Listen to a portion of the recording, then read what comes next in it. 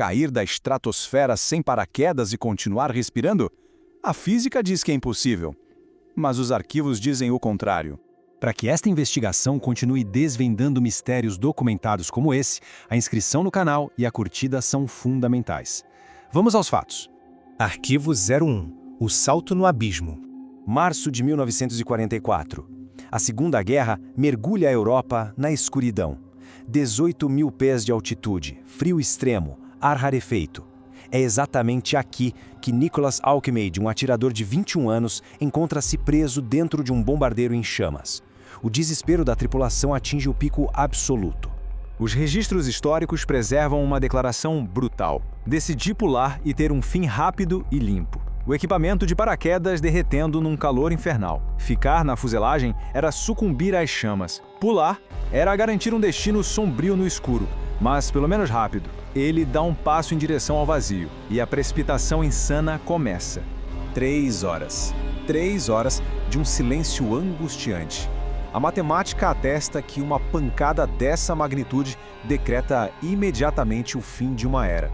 Mas uma anomalia biológica acontece. Nicholas simplesmente acorda, deitado e perfeitamente coberto por um manto de neve grossa no meio de uma floresta.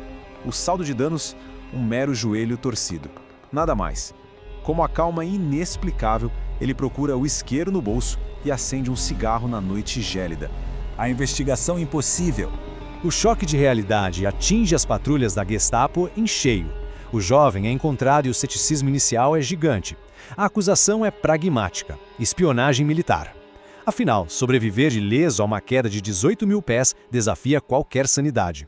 Contudo, analisando as provas do relatório de campo, os destroços do avião queimavam a mais de 30 quilômetros de distância. A perícia alemã encontra a mochila do paraquedas de Nicholas presa à estrutura de metal, carbonizada. A alavanca de segurança estava intocada. Os cintos fechados como saíram da fábrica. A evidência técnica, nua e crua, esmaga o ceticismo dos oficiais investigativos. Sem qualquer outra brecha na lógica, emitem o certificado confirmando a assustadora verdade. Ele realmente venceu a queda livre desprotegido. Arquivo 02. Tragédia nas nuvens. Avançamos cronologicamente nas pastas de arquivos. Ano de 1972. A ameaça eleva o risco a níveis exponenciais. A sequência aterrorizante de um voo comercial. Um piscar de olhos e o alerta vermelho dispara. A análise aponta a detonação repentina de um artefato escondido numa maleta. Uma onda de choque massiva, a despressurização rasga a fuselagem resistente de metal como papel, em 3 pedaços distintos. Dezenas de ocupantes são arremessados para fora rumo a uma tragédia irreparável. O vazio engole os escombros. 33.333 pés, mais de 10 quilômetros do chão firme. Apenas imaginar essa imensidão já causa vertigem.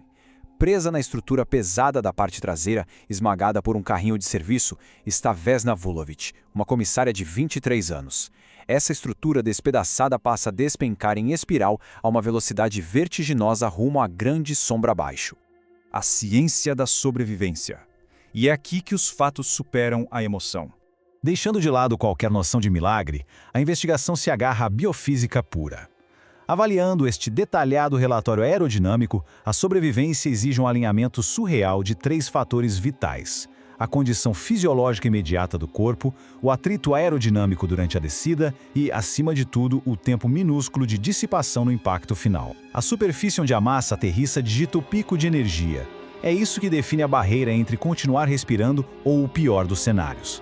E ao sobrepor os relatórios das 2 zonas de colisão, um padrão formidável aparece na tela. Sem choque direto com o chão inflexível, Nicholas atravessou as copas densas de pinheiros, estilhaçando galhos, quebrando energia até afundar no espesso acolchoamento da neve virgem. Para Vesna, a fuselagem de metal chocou-se diretamente com o flanco nevado de uma montanha, em um ângulo extremamente favorável. A estrutura deslizou pela ladeira de gelo no lugar de travar de maneira violenta e seca num único ponto. O próprio terreno diluiu e pulverizou a força destrutiva massiva.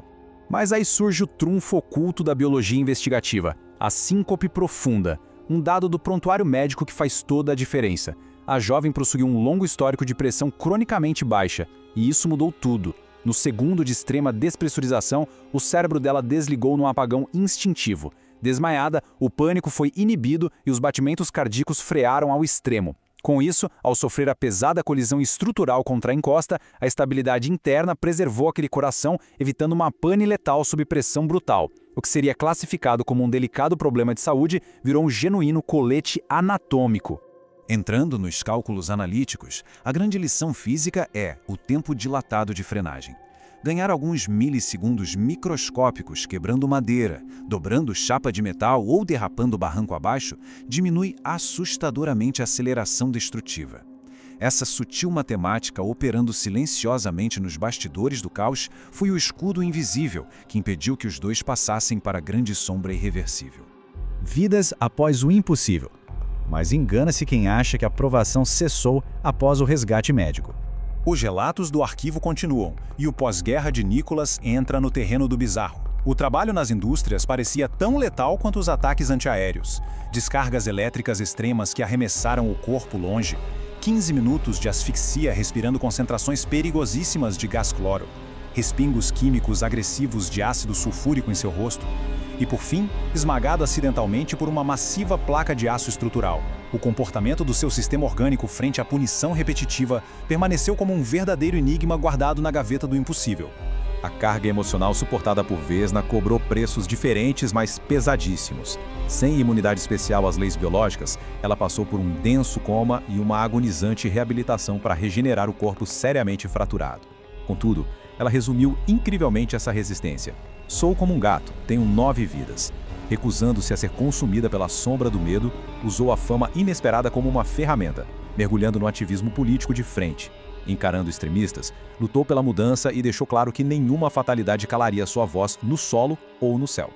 Fechando o arquivo deste impressionante caso duplo, quando a tenacidade vital anula friamente os cálculos rigorosos da gravidade e da fatalidade absoluta, onde fica a linha da verdade? Resta apenas um cruzamento exato entre a física ambiental perfeita e diagnósticos vasculares incomuns ou algo muito mais profundo, orquestrando silenciosamente o caminho para evitar um destino cruel.